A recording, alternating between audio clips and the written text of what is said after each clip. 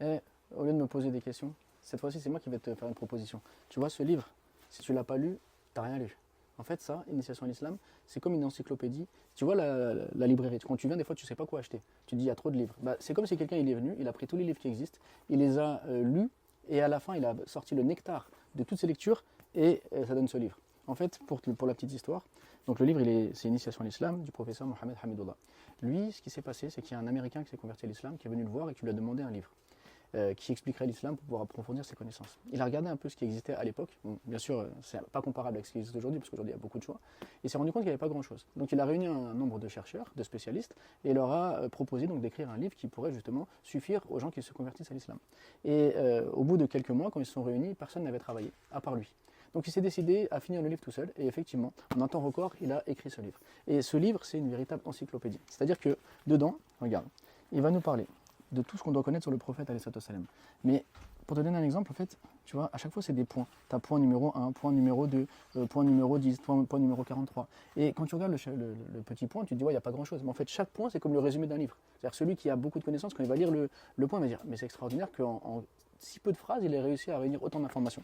Et donc, il va nous parler du prophète alayhi salam. Ensuite, il va nous parler de la manière dont le Coran et la Sunna ont été conservés, ce qui fait que la personne qui va lire ça va comprendre pourquoi le Coran est une révélation et qu'il n'y a pas de doute à ce sujet, que la Sunna nous est bien parvenue de manière authentique. Ensuite, il va nous parler de la conception de la vie du musulman, de la croyance, donc les piliers de la foi, les pratiques religieuses, donc les piliers de l'islam, ensuite tout ce qui touche à la spiritualité, à la moralité, et puis après il va rentrer dans les choses plus techniques comme le système politique de l'islam, le système juridique, le système économique, tout ce qu'il faut connaître sur la femme, le statut des non-musulmans dans l'islam, la contribution des musulmans aux sciences et aux arts, donc là il va nous parler d'histoire, etc.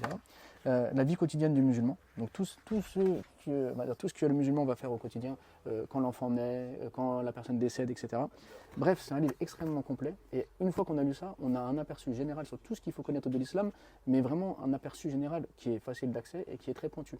Et ce livre, il est extraordinaire. À lire, il est vraiment passionnant. Pour moi, c'est une de mes meilleures lectures et un livre que tout musulman devrait lire au moins une fois dans sa vie. Et attends, je te finis avec un autre truc. C'est ce livre-là. Il ne paye pas de mine, mais pour moi, c'est une de mes meilleures lectures de ces dernières années. En fait, donc Ali Merad, c'est un intellectuel ou un savant algérien, qui a un double cursus. Donc il avait mémorisé le Coran par cœur, il avait fait des études islamiques et en même temps il a fait des études universitaires. Et au moment donc de la colonisation, il a écrit pour une revue qui s'appelle Le Jeune Musulman, qui avait été lancée par le fils de Bachir Ibrahimi, donc Dr Ahmed Talib Ibrahimi, dans lequel il faisait des réflexions, c'est-à-dire il prenait un verset ou un hadith sur des situations contemporaines ou non, et il tirait des réflexions. Et les réflexions sont d'une profondeur, c'est inimaginable. Et vraiment, quand j'ai fini le livre, j'étais triste de l'avoir fini, j'avais envie d'en savoir encore plus, parce qu'en fait, il prend, donc je vais vous montrer un peu les sujets. Donc il va parler de générosité, honnêteté, modestie, simplicité, le Coran libérateur, tolérance ou lâcheté, la rançon du mal, l'épreuve. En fait, il va aborder plein de sujets qu'on pense connaître, mais la manière dont il va les aborder, ça nous métamorphose complètement, ça nous change et ça nous pousse de la réflexion à l'action. Pour moi, c'est lecture indispensable pour tout musulman qui vit en France.